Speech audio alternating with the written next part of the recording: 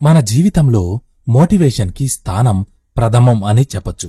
మనం లో అయినప్పుడు, మనసు బాగాలేనప్పుడు, వర్క్ మీద ఫోకస్ కోల్పోయినప్పుడు, మన లైఫ్ లో జరగకూడని ఒక విషయం జరిగినప్పుడు, ఒక చేదు అనుభవం చవిచూసినప్పుడు, ఇలా ఎన్నో విధాలుగా మనం డీమోటివేట్ అవుతుంటాం. అలాంటప్పుడు మనల్ని మనం సెల్ఫ్ గా ఎలా మోటివేట్ చేసుకోవాలో ఇప్పుడు చెప్పబోయే 9 విధానాల ద్వారా తెలుసుకుందాం. నంబర్ 1, దీర్ఘకాలిక లక్ష్యాన్ని ఏర్పరచుకోవాలి. ప్రేరణ అనేది మనకు చాలా అవసరం. మన రోజువారీ జీవితంలో మనం కొన్ని పరిస్థితుల వల్ల లోగా ఫీలవుతూ ఉంటాం. అలా అవ్వడానికి అనేక కారణాలు ఉన్నా మనం వాటిని అధిగమించి ప్రయత్నిస్తున్న క్రమంలో మనకు ఒక ప్రేరణ అవసరం. అలాంటి ప్రేరణ దొరకాలంటే మొదటిగా మనం దీర్ఘకాలిక లక్ష్యాలను ఏర్పరచుకోవాలి. లక్ష్యం అనేది మనకు ఎలాంటి ప్రేరణ ఇస్తుంది అంటే, మనకు అవసరమైనప్పుడు బూస్టప్ ఇవ్వడానికి, వినూత్నంగా ఆలోచించడానికి ఇది అవసరమవుతుంది. దీర్ఘకాలిక లక్ష్యం ద్వారా మనదైన శైలిని నిరూపించుకుంటూ రోజూ ప్రేరణతో ముందుకెళ్లగలం.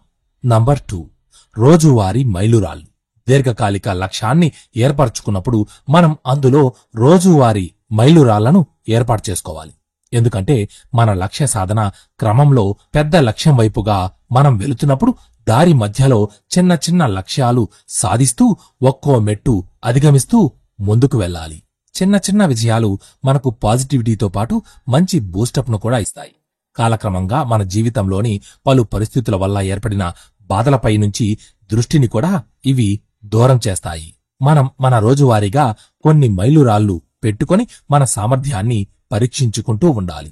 నంబర్ 3, బలమైన పునాదిని నిర్మించుకోవాలి. ప్రేరణ స్థాయిని పెంచడంలో కొన్ని పద్ధతులను పాటించక తప్పదు. మనం మన లక్ష్యాన్ని ఎందుకు వేటాడుతున్నాం, ఎందుకు అదంటే మనకు ఇష్టం అనే దానిపై మనకు క్లారిటీ కలిగి ఉండాలి. మనం ముందుకెళ్లడానికి సులువుగాను మరింత బలంగాను ఆ క్లారిటీ దోహదం చేస్తుంది. మనం మన సమయాన్ని వెచ్చించేటప్పుడు ఆ సమయం యొక్క విలువ ఎంత అని మనం ప్రశ్నించుకోవాలి. లేదంటే మనల్ని మనం మోసం చేసుకున్నట్టే.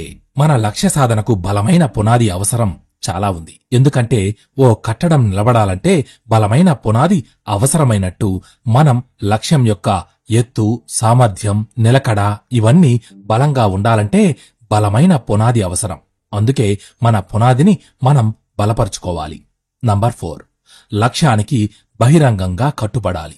మన అన్వేషణ ఎటువైపో అనే దానికి చాలా ప్రాముఖ్యత ఉంటుంది. కొన్నాళ్లు కష్టపడి అది రాకపోతే దాన్ని వదిలేసి మరో లక్ష్యాన్ని పెట్టుకొని, కొన్నాళ్లు కష్టపడి అదీ రాకపోతే మరో లక్ష్యం గురించి ఆలోచించి అది రావట్లేదు అనిపిస్తే అలా మరొకటి ఇంకోటి అనుకుంటూ గమ్యం లేని లక్ష్యాలుగా మన లక్ష్యాలు ఉండకూడదు.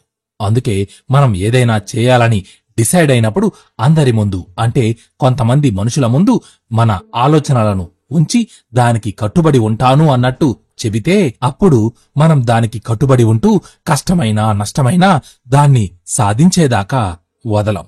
అందుకే మన లక్ష్యాన్ని బహిరంగంగా చెప్పుకోవాలి. నంబర్ 5, ప్రేరణ కలిగించే వ్యక్తుల్ని కలవాలి. అవును, మనం ప్రేరణ కలిగించే వ్యక్తులను కలవాలి. ఎందుకంటే వాళ్ళు మనకంటే ఎక్కువ అనుభవాల్ని కలిగి ఉంటారు. అనుభవాలు ఉన్నంత మాత్రాన ప్రేరణ ఇస్తారు అని లేదు. అందుకే ఎక్కడైతే మనకు ప్రేరణ లభిస్తుంది అని అనిపిస్తుందో అక్కడ మనం ఎక్కువ సమయాన్ని గడుపుతూ మనల్ని మనం రీఛార్జ్ చేసుకోవాలి. మనం ఎన్నుకున్న వృత్తిలో విజయవంతమైన వాళ్ళ గురించి వెతకాలి. వారి అనుభవ జ్ఞానాన్ని ఆస్వాదించాలి. ఇది మనకు డైలీ మోటివేషన్ ఇస్తుంది. నంబర్ 6, మన విజయానికి ఇంధనాన్ని నింపుకోవాలి. మనం మన రోజువారీ ఆహారంలో ఏం తీసుకోవాలనుకుంటామో ఆలోచించుకోవాలి. ఫాస్ట్ ఫుడ్, పిజ్జా అంటూ అడ్డమైన తిండి తింటూ ఆరోగ్యాన్ని పాడు చేసుకుంటున్నామా, లేదా మన ఆహారంలోనే చిన్న మార్పులు చేసి మన శరీరానికి దృఢత్వాన్ని ఇస్తున్నామా? ఒకవేళ ఇంతకుముందు అలా చేసి ఉంటే దాన్ని మానేసి మన శరీరాన్ని దృఢంగా ఉంచే ఫుడ్ ని తీసుకోవాలి. ఎందుకంటే మెంటలీ ఎనర్జెటిక్ గా ఉండాలంటే బాడీ కూడా ఎనర్జెటిక్ గా ఉండాలి. ఒకదానితో మరొకటి అనుసంధానమై ఉంటుంది. మన విజయం అనేది ఒక లక్ష్యమైతే మన శరీరం దానికి ఒక బండిలా ఉంటుంది. మన కష్టమే దానికి ఇంధనంలా పనిచేస్తుంది. నంబర్ 7, మనల్ని మనం తెలుసుకోవాలి. మన గూర్చి మనకు తెలిసినంత మరెవ్వరికీ తెలియదు.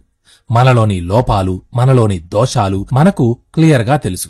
అప్పుడు మన లక్ష్య సాధనలో మనం చేసే పొరపాట్లను లెక్కిస్తూ వాటిని క్లియర్ చేసుకోవాలి. లక్ష్య సాధనకై బయలుదేరేటప్పుడు మనమేంటి, మనకెందుకు, ఇది మనకు సాధ్యమా, మన సామర్థ్యం ఇదేనా వంటి ఆలోచనలకు సమాధానంగా మనం ఉండాలి. మనం ఇందులో ఎంత బాగా పనిచేయగలం, ఇది మనల్ని ఎక్కడికి చేరుస్తుంది అనే దానిపైన కూడా అవగాహన కలిగి ఉండాలి. మనల్ని మనం తెలుసుకున్నప్పుడే మన సామర్థ్యపు అంచులు తెలిసి మనం మరింత ముందుకు వెళ్ళగలం అనే నమ్మకాన్ని మనం పొందుతాము. నంబర్ 8, మన భయాల్ని మనమే అధిగమించాలి. సాధారణంగా మనం మన ఆలోచనలకే భయపడుతుంటాం. నిజానికి ఆ ఆలోచనలే మనల్ని భయపెడతాయి. విజయం చేరువయ్యే క్రమంలో మన మెదడులో సంక్రమించే ఆలోచనల వరదలో మనం ఎదురీదక తప్పదు. ఎందుకంటే ఎదురేది ఒడ్డున పడకపోతే మనం ఓటమిని చవిచూడవలసి వస్తుంది. మనలోని భయాలు మన ప్రేరణను దూరం చేస్తాయి. దానికి మనం దూరం అవ్వకూడదంటే ఆ భయాన్ని అధిగమించాలి. మన ఆలోచనలే మన భయాలు అని గుర్తుంచుకోవాలి. మనం చేయలేము, మనకిది సాధ్యమవ్వదు అనే ఆలోచనల వల్లే భయం మొదలవుతుంది. ఇలాంటి భయాలన్నిటికీ సమాధానంగా మన మనస్సును ప్రశాంతంగా ఉంచుకుని ఆ భయాన్ని పారద్రోలి మన స్టెబిలిటీని నిరూపించుకోవాలి. మన రోజువారీ ప్రేరణలో ఇది చాలా ముఖ్యమైనది. మన లో ఫీలింగ్, చేయలేము అనే సందేహం, ఇలాంటి నెగిటివిటీలన్నిటినీ అధిగమిస్తూ మనం ముందుకెళ్లాలి. అప్పుడే మన లక్ష్యాన్ని మనం చేరుకోగలం. ఇక ఫైనలీ నంబర్ 9, విజయాన్ని ఆస్వాదించాలి. విజయాన్ని ఆస్వాదించడం అనేది చాలా ముఖ్యం. మన లక్ష్య సాధనలోని కష్ట నష్టాలు అన్నీ కూడా వృధా కాదు. మనం వేసిన ప్రణాళికలు, మనం చూసిన హెచ్చుతగ్గులు ఏవీ వృధా కావు. విజయం అనేది సులభం కాదు, కాని మన కష్టంతో దాన్ని చేరుకోవచ్చు మరియు దాన్ని మనం అంచనా వేయొచ్చు. మనం అన్ని సమయాల్లో కంటే ఎక్కువగా విజయం సాధించినప్పుడే ఆనందంగా ఉండగలం. అలాగే ఉండాలి కూడా. చేరుకున్న విజయాన్ని మనస్ఫూర్తిగా ఆస్వాదించాలి. ఇలా ఈ 9 విధానాలను పాటిస్తూ మనం మన రోజువారీ మోటివేషన్ను పొందవచ్చు. మోటివేషన్ మనిషికి చాలా అవసరం. అది దేని నుంచి వస్తుంది, దేనికోసం దాన్ని వాడుతున్నామనేదే ప్రధానం.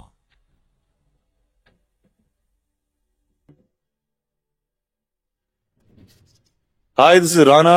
మీరు వింటున్నది వాయిస్ ఆఫ్ తెలుగు. పాజిటివ్ విషయాల్ని వినండి, తోటి వారితో పంచుకోండి. Don't let negativity in your life at all. It's of no use. దేనికి పనికిరాదు.